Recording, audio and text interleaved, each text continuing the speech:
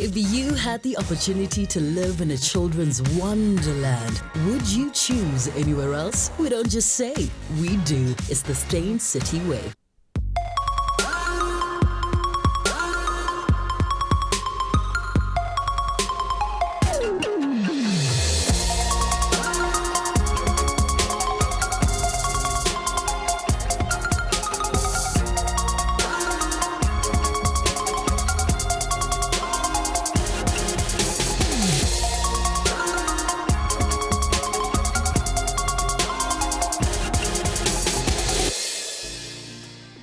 Good day and welcome to Real Talk, coming to you live on SABC3, where the stage is yours. South Africa faces pressing challenges as it aims to create an efficient intermodal public transport sector that will improve the lives of South Africans. What can be said about public transport facilities for the average person in South Africa today?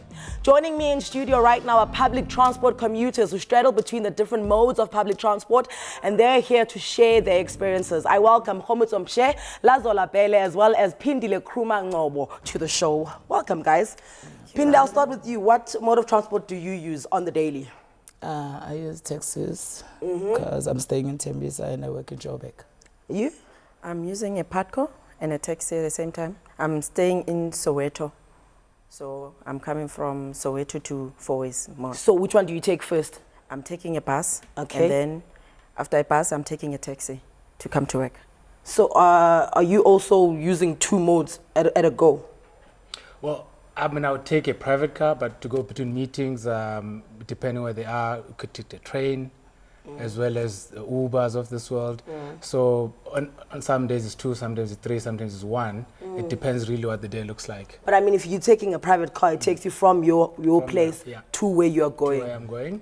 But then, you know, the challenges are that sometimes you need to go into Sandton and you figure out the easiest way is to take an Uber. Or you need to go to the airport and the times are pressing. So you have to take a bus to the station, take a train, and get to the airport. So, you know, I sort of navigate those at the moment. Yeah. You're a proper cocktail when it's like bit of it. So let's talk prices. No, in fact, before we get to prices, let's talk the time that you use to commute. What time do you leave home in the morning? 6 o'clock. To get to work at? Past 8 to 9. It depends with traffic also. Because sometimes N1, it's not no more a freeway. It's something else. So okay, let's work on averages. Like on average, how long then are you taking to commute in the mornings? Let me say I'm taking a bus. Bus comes at quarter past 6, and then past 8 I'll be at Fourways. Yes. Now, on the way home, you use the same transport but just backwards? Yes, it's a taxi from here to Fourways Mall. Yes. And then from Fourways Mall, I'm taking a bus and to go home. To go home? Yes. And then when you get home, how far is the bus dropping you off from your house? 2 minutes. 2 minutes walk? Yes. All right. And you are purely taxis? Yeah, taxis since at school. Okay, but now taxis, because I figured that there's a more regular occurrence of them than buses. So you never really have to wait that long for a taxi. You do, because on Mondays, every Mondays, like it's a hectic day. Like, I wake up at 5 and I catch a taxi at 7:30, and I arrive at work maybe 9:10. 3 hours. That's 2 more than hours. 3 hours. Wait. 2 hours. You said you leave your house at 5? At 5. And no, I wake up at 5. Okay. Leave my house at 7:30. Okay. Take a public local transport to Sangwen, where I can get the taxi to Joburg. And the traffic here on our way and the long queues. So it takes me a lot of time. So research says that South Africans who use public transport on the regular, like you guys, are spending no less than 10% of their salary on transport itself. Does this apply to you? Yes. How much are you spending on transport a month? I spend 1.8 a month. Yes. You? It's 1.3. You? Well, you said mine alone is terrible. It's a lot. It can get to about 4,000 because you're exchanging between the train, the bus, the car. And I think the challenge really is about you know, I've had the experience of a taxi, and also part of it is, you know, the dynamics. You sort of want to grow out of a taxi, but even if you grow out of a taxi where it was a lot, you grow into a different mode that's even more. It might save you on time, but sometimes even the Gautrain doesn't, because the bus is on the road, and in the morning it's just as packed. So it gets quite a lot, especially when there's a private car involved. So if I was sitting at home watching you speak right now and you say sometimes you spend 4,000, I'd be like, but why don't you just buy a car? Because a car, like a Kia Picanto, I mean, last time I checked, you can get it for 1,800 a month.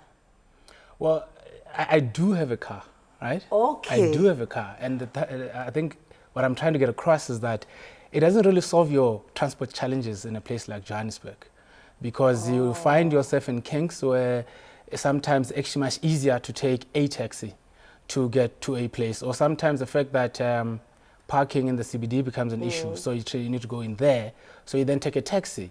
So I think it makes it even more expensive when you switch between the modes, because you can economize, like if you buy a bus tag that goes on for a month. But if you don't know whether you'll need it this day or that day, it actually gets more expensive. So the point is, buying a car, it does give you some convenience, but it doesn't really solve your transport challenge and how much you actually pay for transport. Because at the end of the day, a car comes with its own expenses, insurance, petrol, you know, the license for it to be on the road, and all of that. And you still have to wake up at 5 a.m. Okay. What challenges do you find in the public transport system in South Africa? Well, the one you're using. Sometimes you, especially on Monday, you will wait for a bus for a long time.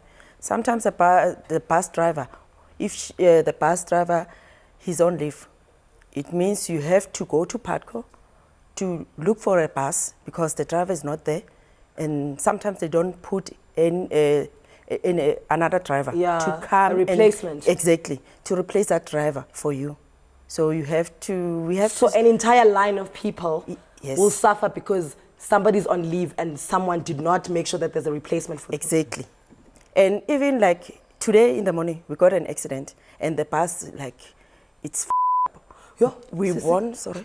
We won. Sorry, apologies for that. We cannot use language like that on TV. Okay, I'm so sorry. I understand it's frustrating for you, but please, there are also kids watching. We apologize for that. Yes? Okay. Can I start yeah, you can. So then you got into an accident? Yeah, we got in accident and the bus, it's not good. So we won't even have a bus tomorrow. We have to go to PATCO to look for a bus so that we can come to work. That's strange for me because it's almost like now you guys have to run the admin of the busing system, but you are the commuters and you're paying, but now you must also be in the admin and speaking to the office to make sure that there's a bus for you. Yes, we have to do that. Even in the evening. Yeah. We struggle to go home. Sometimes we wait for a bus and there's no bus. They will tell you, when you ask those dispatch, the bus is coming or not, and then they took their phones and called at PATCO. Bus number 123, it's there or not? And then they'll say no. What do you say to your employers? Because obviously you are employed somewhere. Somebody's waiting for you to come to work. Are you on the phone? Are you explaining this? Are they lenient? Are they understanding your struggle? Some, they do understand. Some, like, it's a problem. Because, like, some of the workers, they get warnings. For something that's out of their control. Yeah, exactly. What challenges do you find, because you say you use taxis most of the time? Yeah, local taxis, it's been, the drivers of local taxis are nyaupes, first of all. Nyaupes? Nyaupes, yes, they are nyaupes. So imagine you clean, you go to work, here's the driver, he's dirty, telling you all of these things. And when you get to Sangweni, you will queue for a taxi. And this card thing that they're doing, that if you have a card, you can't queue on the line. You have to go forward. What card is this? Is it like a VIP frequent flyer card? No, you just do that card. It's 50 rand. They take ID photos and they make a card for you. But I wanted to do that card, but I can't do that card because if you do that card, now you become friends with taxi drivers, with taxi marshals. They will know you before you enter the gate of Sangweni. So I don't like to be touched by men. So they're touching you, like you become friends. So when you come, they will you've touch you. broken the barriers of, you know, of familiarity. Yes. Okay. So you'll queue, they will come with their cards, and then you keep on going back. They don't have that thing that says, you know what, we can take 10 for cards and 10 for ordinary people. And then you're gonna so ordinary people suffer. Yes. And you're going to stand there. When you're inside the taxi, now you have to count money. He's not asking you. He's not like begging you to count this money. He's instructing you. You know it's your job. When you sit in front, you know it's your job to count money. I know and I don't know who said it's our job. And okay, let me just take a quick ad break. We're going to come back. You guys are going nowhere. What mode of transport are you using, and is it working for you? Join in the conversation on public transport by sending us a 20-second voice note to the WhatsApp line that is on your screen right now. When we return from the break, we will be scrutinizing the 40 billion rand taxi industry. We've just started speaking about it. There is more to uncover. Stay with us.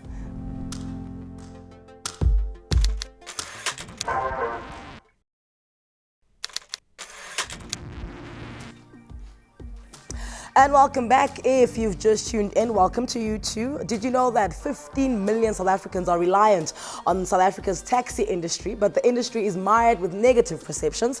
For many South Africans, taxis can leave you frustrated either from poor service, the condition of the vehicle, or the complete disregard for passengers that one finds in taxi drivers at times. And for the taxi operators, it's not easy selling for them as well. The cost for keeping a taxi on the road is continuously rising for taxi owners. They deal with incredibly high interest rates, high insurance premiums, association fees, traffic fines, vehicle maintenance costs, and driver salaries. So much so that their margins are also shrinking exponentially. Joining me in studio right now is Jacob Kawe, who is the chairperson of the Roads and Transport Portfolio Committee at the Gauteng Provincial Legislature, as well as Thulani Qabe, Chief Operating Officer at the Taxi Choice, the business arm of Santaco. Welcome to you, gentlemen. And Pindle, you're still with us. You were still telling us about the pitfalls about using a taxi. So you're saying the anyape, which means that is in local. Yeah. And then you go to Sangweni, you find Ababa Mazulu. Yeah. Yes, Let's not be what's this? Let's not diss people's cultures. You find taxi drivers, don't say Baba Mazulu, because we must protect them as well. Okay. You find taxi drivers, and when you inside the taxi and you stay in front with the taxi driver, you must know that you have to count the money. Yeah. And if it's short, you're going to take your own money from your pocket and fill up that money. And when you give her the money, you won't even say thank you or look at you. It's just taking the money. And on the road, maybe you will argue about something. He will insult you until he drops you. So for me, it's difficult to use a public taxi. So you feel like the service is not being provided for you. It's almost like they're doing you a favor, but you're still paying the money. Yes. Okay. And I'm starting working from taxi rank because I have to count this money now. Yeah. It's work. So that's 2 jobs a day that you have. And I like to stay in front because I'm scared of cold. And on the back, it's cold. The taxis are a mess, you know. So in front, there's heaters. So I stay in front with the driver so that I can be warm. Thulani, welcome to the show. Thank you. I mean, these are not problems that it's the first time you hear about them. These are recurring problems. I used to use taxis when I was in varsity, and it was the same problems. Like, I would know that if I'm sitting in front, A, I can't wear a short skirt because I am going to get harassed, and B, I must count money. Are these issues that you are raising with the taxi drivers when you guys meet? Of course. So I think one needs to just be frank and say that we understand that there are real problems in the taxi industry. Our taxi industry is so big that we realize that it's like a big elephant that one needs to bite one chunk at a time. And we are doing that. At the same time, we have channels in place, mechanisms in place for our commuters that they can use to raise any issues that they have. Some of the issues raised of people being, rowdy and smoking and that sort of thing, that's totally unacceptable. We definitely do not tolerate that. But there are measures in place for the commuters to be able to raise these problems, and for us as the leaders of the taxi industry to take action and do something about it. So do we have examples of somebody who's complained about a taxi driver and something happened where the taxi driver was in a disciplinary committee, he was fined or fired? Oh yes, it happens all the time. In fact, local taxi associations have a disciplinary committee, a DC, just like you've put it, where these issues are discussed once a week, or some issues are urgent and they need to be addressed immediately. We do have those mechanisms in place, and they do address those very issues raised by the commuters. In fact, not just the commuter issues, but the driver issues as well, and the owner issues. So we do have structures in place in the taxi industry to deal with anything that is against what we stand for. Jacob, at which point do these problems reach your department? The Gauteng legislature Yes. is, I think, every day receiving reports from passengers to the taxi associations themselves.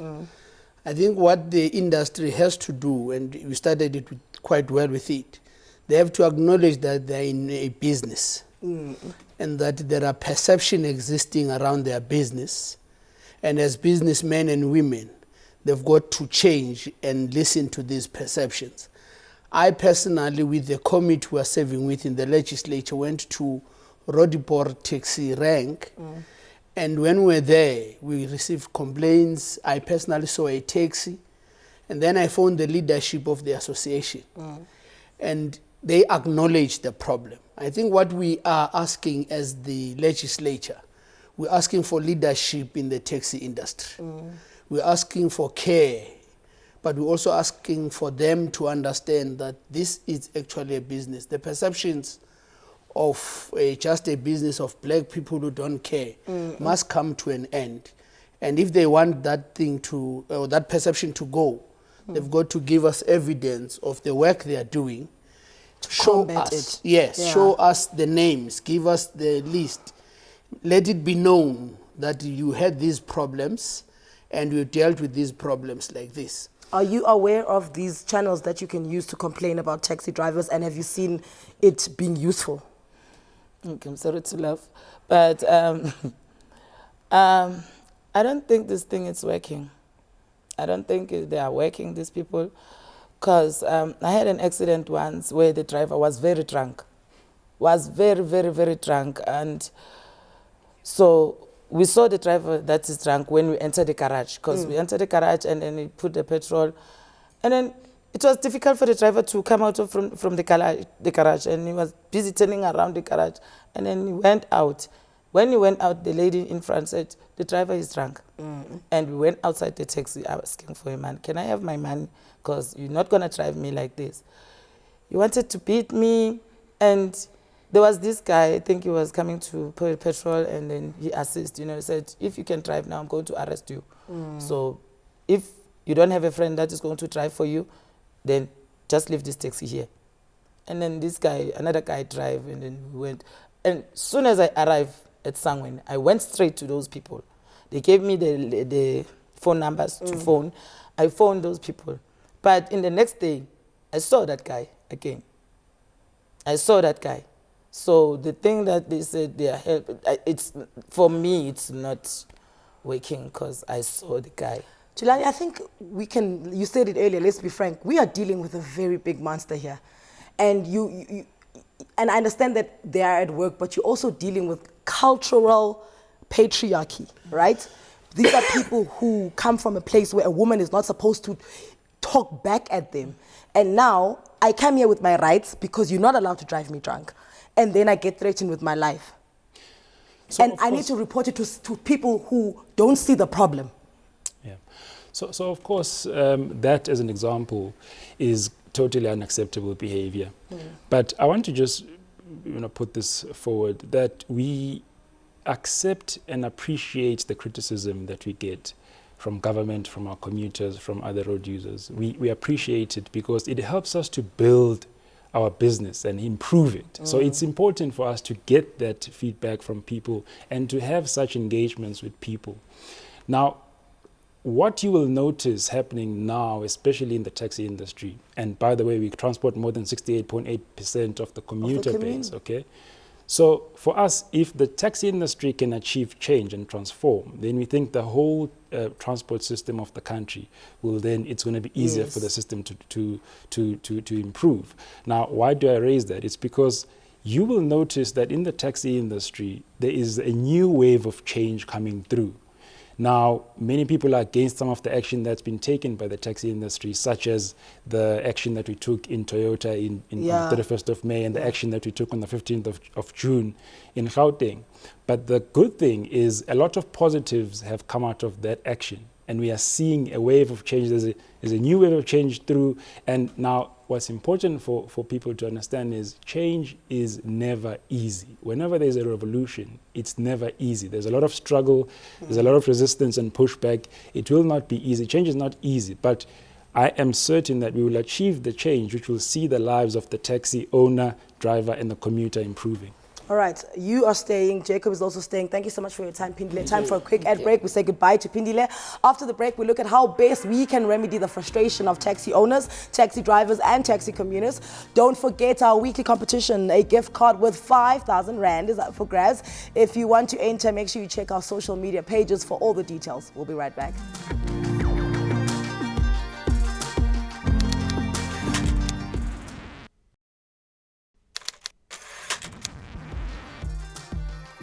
And welcome back to Real Talk with myself, Anele Mdoda. Today, we're taking a look at the state of our public transport system, and in particular, the taxi industry, which was recently in the news for the strike against Toyota over monthly repayment fees. Joining us in studio now is transport economist at Transforum, Paul Browning. Welcome to the discussion.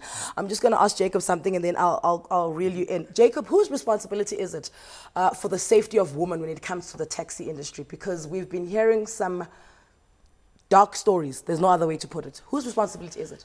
Perhaps firstly, we shouldn't project the problem and the challenge against women as in the taxi industry only, though I'll come to the industry. Okay. It is the responsibility of all of us, because women are at danger against all of us. At our homes where there's no taxi driver, there's a problem. In the ship bins and everywhere. So we've got to take responsibility collectively.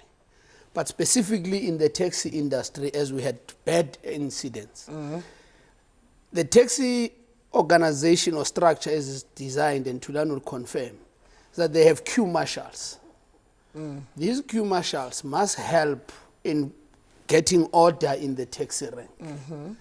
Secondly is that where there's an intimidation and it's done by a taxi driver, we should be able to get the taxi owner who takes full responsibility.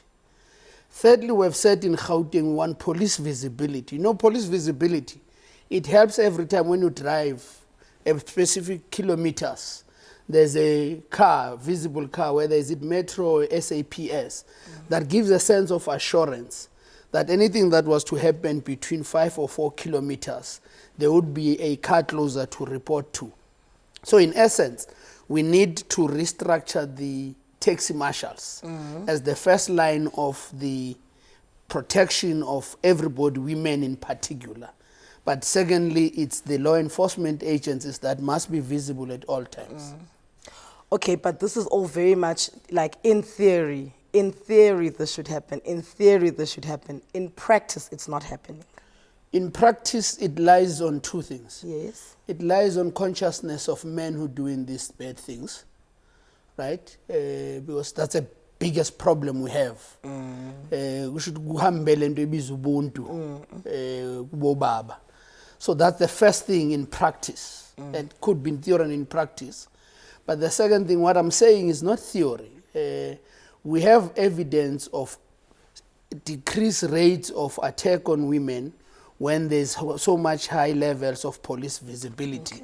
And in absentia of that, we equally have evidence of the rise of the problem. All right. So, Paul, you know plenty about the transport industry. How important is the taxi industry when it comes to the economy of South Africa? It's hugely important. It's not so much the absolute figures as it were the proportions. 70% of all those who use public transport to get to and from work, and they're largely workers rather than, let's say, managers, 70% use the taxi, about 20% use bus, and about 10% use rail. So if the taxi industry were to disappear tomorrow, our cities would come to an end. Now, it's not going to disappear tomorrow, but it is an indication of the importance to the economy. But then does that not then fuel the lack of action in the problems that consumers will have with taxi drivers? Because, I mean, we need them. This is the thing. If the taxis don't work, my nanny doesn't come to work, and then I have to stay at home and take care of my child. Therefore, I can't come here and do my job. Is that not enabling the taxi drivers to then act at whim? Indeed, it does. They are in a powerful position, but so are the taxi owners. And if I may slightly take issue with Jacob, it's one thing having law enforcement and law enforcement officers on the roads and so on, but government at an administrative level also has a part to play. The taxi owner must have an operating license, and in order to keep that operating license, his services, the services offered by his driver and drivers, they must be of an acceptable standard. They must not, for example, go through red roads. They must be scrutinized on an annual basis. And they must be, so the sins of the fathers almost, they should be laid at the feet of the owner as much as the driver, and the rank marshal is a sort of somewhere piggy in the middle. But I don't think that government is taking sufficient action on the powers that it has to control or to administer the industry. Chilani, you were nodding at that. Do you want to add in before we go to the WhatsApp line? So we know that we are in a powerful position, but that's not our approach to the problems that we have in the transport system. Our approach is we are solution-orientated people. We are looking for solutions. So we welcome input to help us improve. And that's our position. So we are not trying to take advantage of the position that we are in. We are saying we are very much willing to cooperate and find solutions. Is our taxi industry perfect? Absolutely not. We know we've got a lot of room for improvement. But for us, as I've spoken about the wave of change, there is clear evidence that we are now taking a different direction, and we're headed in a direction whereby we'll see the lives of everyone in the value chain seeing improvement. All right, that's hopeful. That's quite hopeful. Let's hear what the WhatsApp line is saying. Good evening, Sis Anele. I do find it a bit unfair with the whole card system at the taxi ranks. And I think that is the reason why more people are now opting to use the BRT, as there is no preference. Whether you have a card that has been loaded with the funds or you buy a single trip, everyone is treated the same way. And the bus system is actually faster than the taxis. Can you explain the card system? Because Pindile was speaking about it earlier. What's the card system and why is it causing such havoc? So the card system is aimed to improve and transform the taxi industry and the lives of the commuters. Let's just understand that that's the basis of the card. Okay. But the technology that is used, at the moment, it's not a uniform technology. But the ideal technology that we have started implementing is technology that will allow people to use a card, to use their cell phones, and to use a QR code. In other words, instead of paying cash. Instead of paying cash. Okay. So it's going to improve to get to that stage. I think that system was used in Kenya. It used in Kenya, and we've been piloting it locally as well. So we've got the solution. It works. Now, why are we doing that? We are trying to improve the lives of the commuter, because the commuter will now no longer have to worry about cash. One of the concerns of the commuters, which was mentioned here today, was people who sit at the front must count the money. That's one of the many things that will fall away if we introduce this technology. And that's where the world is going. That's where the whole world is going, and we believe that's what is needed in order to improve the transport system. But now, in the interim, right, it's showing favoritism for people who've got cards over people who don't have cards. That's what I feel like is happening here. Are you aware of that? No. So for us, in order for this system to work successfully on a particular route, when you stop the cash, or when you introduce the card, you must stop the cash completely. That's how the business model gets to make sense. If you will have a combination, then there will still be a lot of leakage or shrinkage in the system, which is exactly what the owners do not want. Maybe just to come in there. Look, we welcome this initiative because it's linked to the intention of an integrated transport system, which primarily is to have a single ticket for all modes of taxi, transport, buses, and so on. Okay. But I'm sure the beginning it always had challenges. But with the tax one, what I found to be missing was the level of consultation and explanation as to how long will it take, right? So you have people who don't really understand, and that's why they feel victimized, because they still think it's an option. So perhaps we may request from where we're seated, a process of consulting with the commuters to understand properly.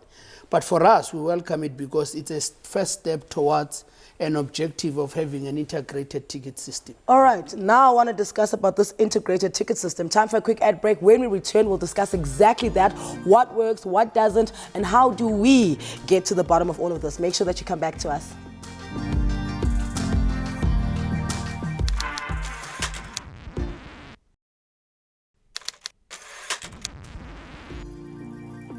And welcome back to the show. If you've just joined us, we are looking into South Africa's state of public transport. And now I want to talk about this integrated transport network that's being proposed. Paul, can you tell me more about it?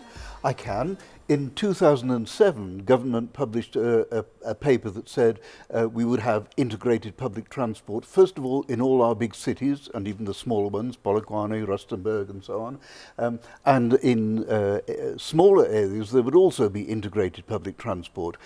It would be based on the high level of public transport like the bus rapid transit, and in one or two cases Gautrain and of course Metro Rail, but everything else would feed into that, and other smaller vehicles would feed into those. So that's what we were going for. However, that was 10 years ago, and you'll probably be able to see in the streets, we really haven't got very far yet. And I think it is time to say, after the decade, should we still be pressing on with the same model, or should we take a step back and say, is there some way in which we can get an integrated public transport system running rather more quickly than we're doing at the moment?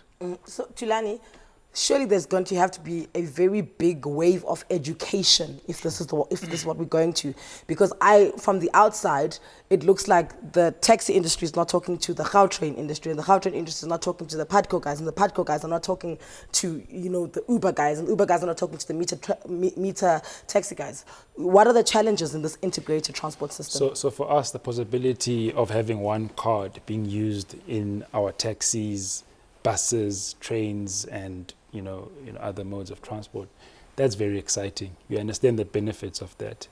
And secondly, we support every initiative by government which is aimed to improve the lives of all those concerned, the commuters, the drivers, the owners of taxis. So we support that. So let's just start to take off from that basis. Now, why has it not worked? We feel that we need to be careful as South Africa not to take solutions from elsewhere in other countries and bring them here. We need South African solutions, or African solutions, if you like, for African problems and South African problems.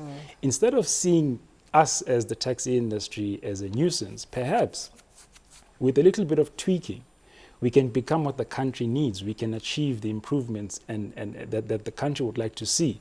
So I think it's about trying to fit a square peg in a round hole is what seems to happen sometimes. And these solutions that have been proposed and that are being implemented are not exactly a great fit in our country. They may work in other countries, they may work in specific areas, maybe in our country, but we need to just be careful before we just take a solution and prescribe it. What we welcome is the engagement. Let's sit down and have the conversation. Let's look at the problem and say, how can we resolve this problem together? That is the industry we are willing to do. Can I just add to what Tulani has said very quickly? Forgive me, Jacob.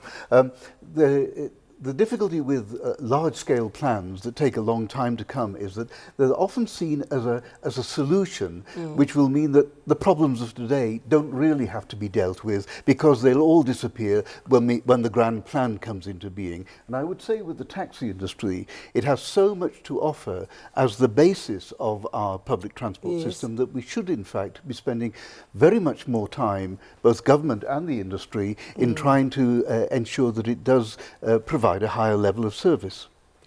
Just to take from what Paul said, 10 years ago, a plan and a determination was made. Some things are in place already now, and I will speak for Gauteng because I work in Gauteng. We have what we're building now called intermodal facilities, where around the rail station, we then build a taxi rank, we build a bus stop. I'm using old terms. Yeah. But the intention is that this intermodal facility, it's where all transport modes, public transport modes meet. Yeah. Right?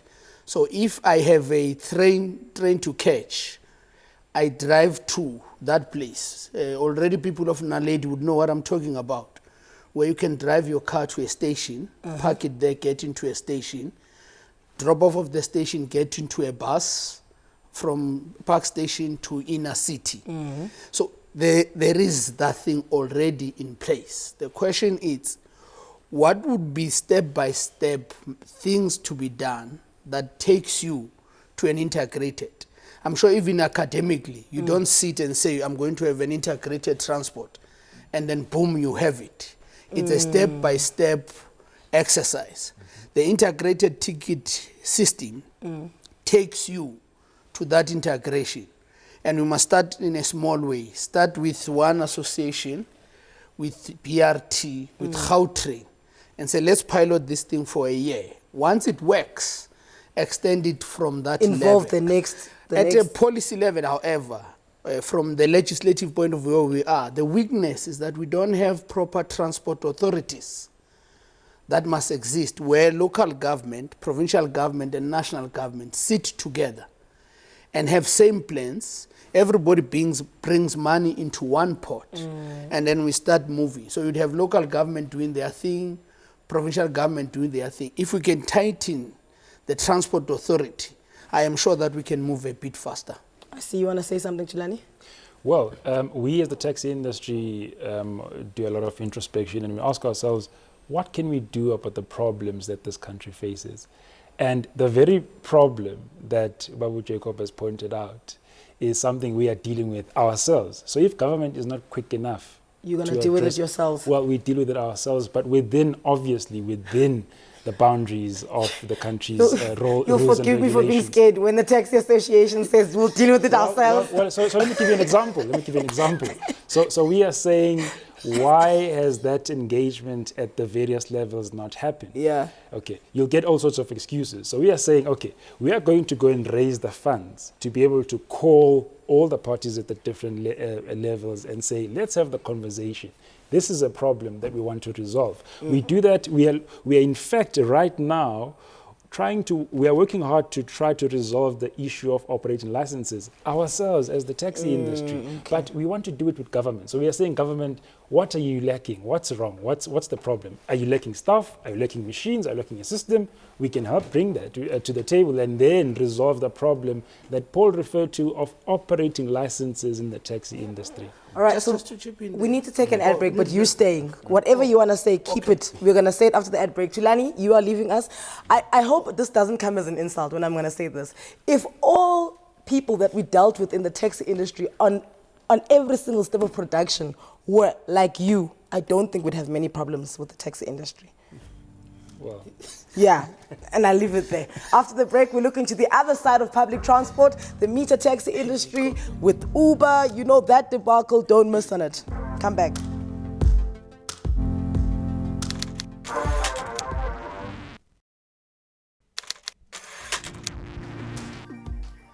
Since the arrival of cab-hailing apps such as Uber and Taxify, South Africa's traditional meter taxi industry has taken a huge knock, with consumers preferring the user-friendly, safer mode of getting from one point to another. Clashes between meter taxi drivers and Uber drivers have become a regular feature in many cities, as meter taxi drivers say Uber is forcing them out of business. The question on everyone's mind, with the launch of their mobile app, can meter taxis beat Uber at its own game? We are joined now by Ruben Mzaiya, spokesperson of the Gauteng Meter Taxi Association. Ruben, let's hear from meter taxi side. What was your main issue with the app Uber? Let's start first by saying, how did Uber arrive in South Africa? Because if we are just talking about main action, we are missing the point. You know, in any country, we are failed by the government. Because the arrival of Uber in South Africa was supposed, Uber is just an app. Now, in any normal circumstances, it was supposed to say, because that people are already operating the same business, so the app is just an enhancement of the business. Now, the Department of Transport was supposed to say, redirect Uber because it knows there are already meter taxi operators. Now say, because you have got this issue, now we have got already operating meter taxi in South Africa. It's good for you to help them, but not just to come and open up your own parallel structure. That's where it started to be wrong. Now, when we are coming, people fail to understand that we are not objecting about the app on its own per se, but we are objecting by the way it was introduced, where Uber came to open up its own operations. Now, in that instance, for instance, they reduced the price with the intention of undercutting. Taking us out of the industry. There are countries like Thailand where there is no meter taxis now because it's Uber. But look at other countries, those who are protecting their citizens. Some have kicked Uber out. The last country to ban Uber is Italy, a month ago. And Italy, precisely about the pricing. Okay, so Jacob, I want you to weigh in on this, because I saw as soon as Ruben said that the government did not protect meter taxi drivers, you had a look on your face. Why did you have that face? No. We have no problem with the articulation that Uber at first came as an app. An app that the meter taxi were supposed to first take advantage of. They should have not waited for Uber to be what it is. Because it was an app available, there was no restriction on them to take the app, right? And I don't think it's quite a fair judgment. It's a fair feeling, but it's not a fair judgment that this government doesn't take care of our people. All what we're looking for an accessible transport, cheaper transport. We're looking for a reliable transport, safe transport. If in the industry we could get that, whether from the meter taxis, whether from Uber, whether from the meter taxis, that's all what we want. We want a space for a reliable, safe, affordable transport. As an independent analyst, the war between Uber and meter taxi drivers, what's your take on it? Uber is an example of disruptive technology. It's a rather fancy word. It's just an app, as Ruben has said. But it tends to make existing laws difficult to enforce. In fact, it makes them out of date in some ways. The meter taxi has a very fair point that we have been trying, and indeed we are still trying, to act within the existing laws. But something comes along that just doesn't take account of the existing laws, but responds to market demand. And legislation is very difficult, is very slow to respond.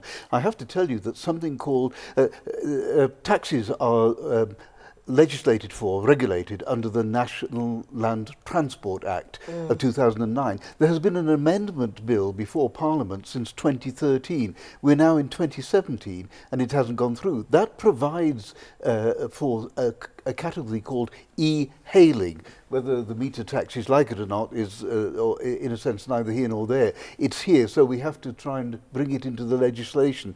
But Parliament is taking forever and a day to deal with this amendment bill. Ruben, I understand that the meter taxis have got their own app now. Let me not even come there to respond to what he's saying. On the 21st of September last year, I led a delegation to Parliament where e-hailing, as he is saying, we said we also want to be part. We accept it. We don't want to sit back and say we're against the technology. That is not the truth. But the reality beside that, let's look at other issues. We have what you call in bylaws, current public transport record, which stipulates that even the municipalities might know how many cars, so that for the provision of taxis, Uber currently has got more than 8,000. Now, now there will be an outcry from the commission, if there are so many taxis here, is the capacity and demand and supply is also met that. That is a problem. Now, even Mr. Kawe, we have been working together. We're supposed to have a summit for meter taxis, looking broadly at every aspect of meter taxis. Because in reality, even now as we speak, the operators of Uber are no longer making money. The only people who are making money are the passengers. Red Bull, because the driver has to keep awake every time. No, let's be realistic. I'm not joking about what I'm saying. Ruben, I have to wrap, but before I go, I need to know, you guys do have an app, right? So people yes, what is it called? No, we are in the process of making in the process. In Okay. 2 months' time, the app will be operating for meter taxis. Okay, because I want people Yes. to know that so that Yes. the grounds are fair there. Yeah, now. Uber's got their app, Meter Taxi, they've also got their app coming. We'll let you know about it. Thank you so much to my guests. This was quite enlightening. Even me, I learned so much today. Public transport in South Africa has got a long way to go. And it's not clear if the tensions between Uber and Meter Taxi industry will be resolved, but we hope they are because it's getting dangerous. Thank you so much for joining us. We'll do this again tomorrow, 5 p.m. SABC3 from myself and the team. Bye-bye.